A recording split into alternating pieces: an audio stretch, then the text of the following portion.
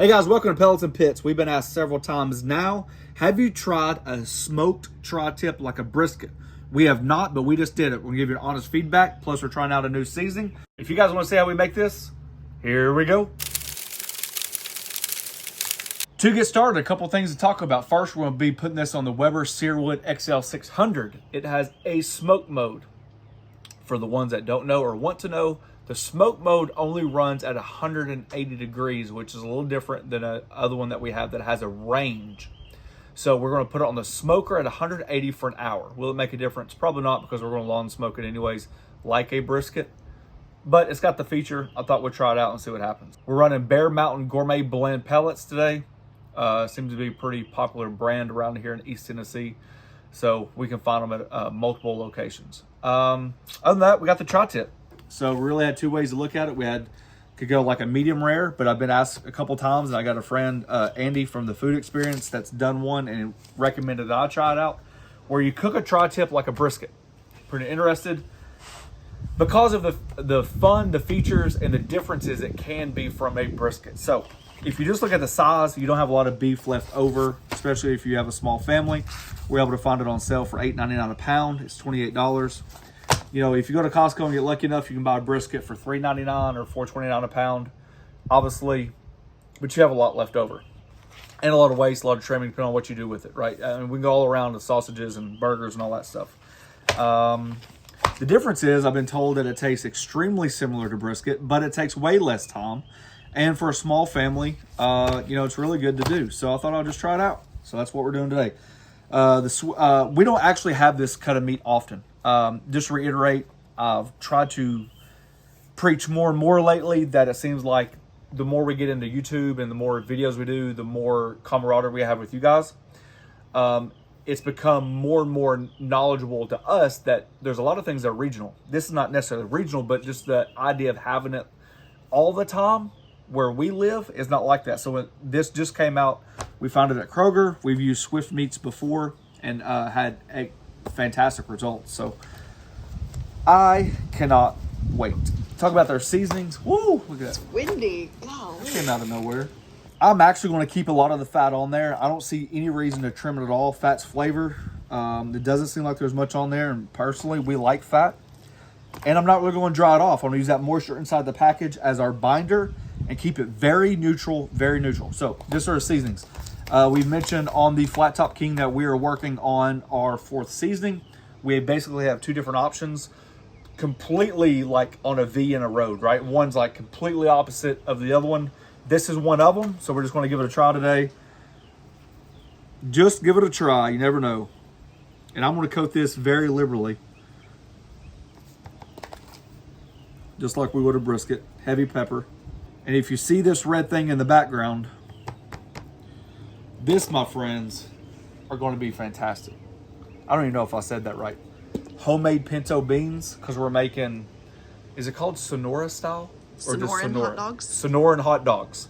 Went to Phoenix, had a fantastic trip. Some of the videos we do from here, for a couple of them, are going to be inspired by our trip.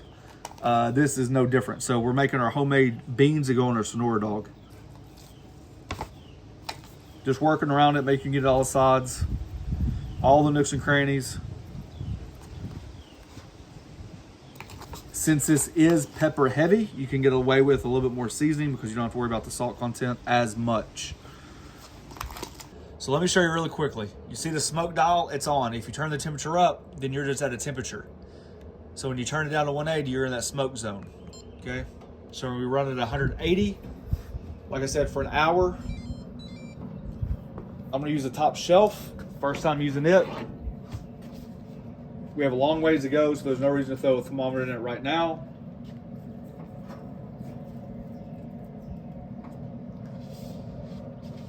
After an hour, we're going to turn up the temp and just let it ride.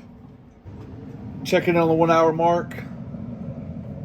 180 degrees with that smoke mode. Oh, it's got some nice color. Already it does, especially for 180. For 1 hour? All right. It has some really nice color. Don't get too excited here. All right, we're going to jump it up to 250. Keep it right there for the long haul. Brisket's anywhere between like 200, 205. We'll probably foil it at maybe like 180, something like that, just like we did brisket. Everything's gonna be exactly the same. Let's put a thermometer in it. Bump it up to 275 while that's getting heated up. Oh, let's take a good peek at this thing. Nice crust set.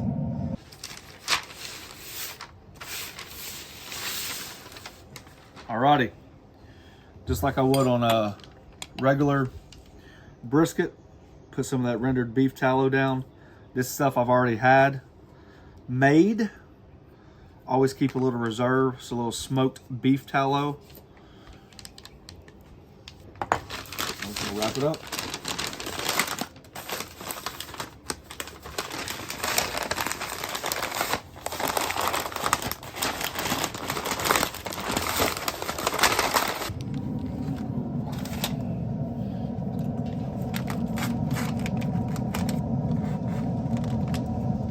All right, we're gonna be rocking this all the way up to about 200 to 205 internal temp. 6 hours later, a lot different than a brisket that might take 10, 16, 18 hours. So we're gonna pull our thermometer. And that was 6 hours since we started. Yep. That's even with that 1 hour at 180 for that smoke mode too. Set it on the counter and let it rest, bring it down to about 180 degrees. Maybe, actually, we'll bring it down a little bit lower. Bring it down to like 160, and then we'll slice into it. Alrighty, we've hit that internal temperature. I really didn't think there was any reason to keep it resting longer. I have no idea. It's the first time I've ever done it. But we are going to test it out. Obviously, interested in two different ideas. One, that seasoning, and two, is it good? So, like I said, we've had plenty of people reach out and ask if we've done it. I have not. Well, we know it's got three things: pepper, beef, and smoke. So typically on tri-tip, the grains were in a different way, so I'm just going to cut it basically right through here.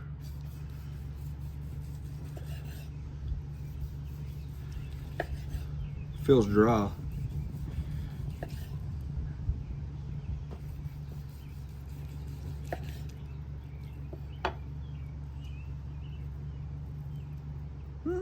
It's pretty moist. Yeah, I was nice gonna say, smoke ring. It looks moist. Yeah. Are you missing the fat? I would say that. That's a lot juicier. It's like if Look at that right there. it's like if brisket and steak had a baby. That's what I was thinking. The texture is definitely different. Definitely pepper heavy. The seasoning's not bad. I don't think it's great. I wonder if this would be good pastrami brine. Tri-tip pastrami. I would be curious to see what it's like I mean, there is some juice. cooking it the other way. Because people either cook it, hot and fast or low and slow. You can also cook it medium rare. I'd be curious to see what it was like. Yeah, like a steak. Yeah. I'm not saying it's bad. I'm saying it's good. It's not brisket. Yeah, I was gonna say I like brisket better. I've seen some articles rank it right up there, like with it, or like 95% brisket. I don't get that at all. There's not one texture in this that reminds you of a good brisket. I do think you're right. It has more of a steak than a roast. Yep. Now it's tender. Well, The fat's rendered. it is kind of like a roast. This, Roast steak and brisket.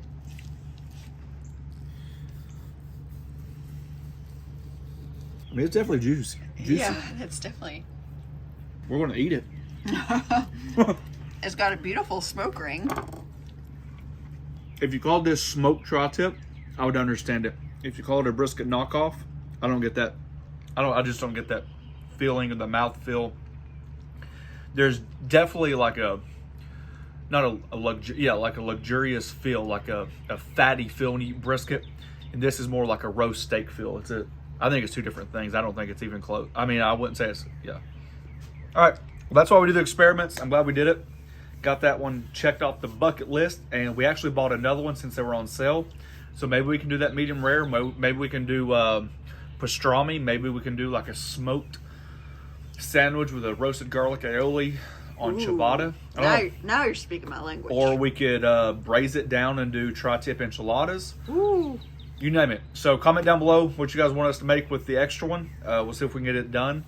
Other than that, That's exactly why we do these videos, because you guys have asked for it. Thanks for watching. Don't forget to press that subscribe button, pound the notification button, share with your friends. Peace.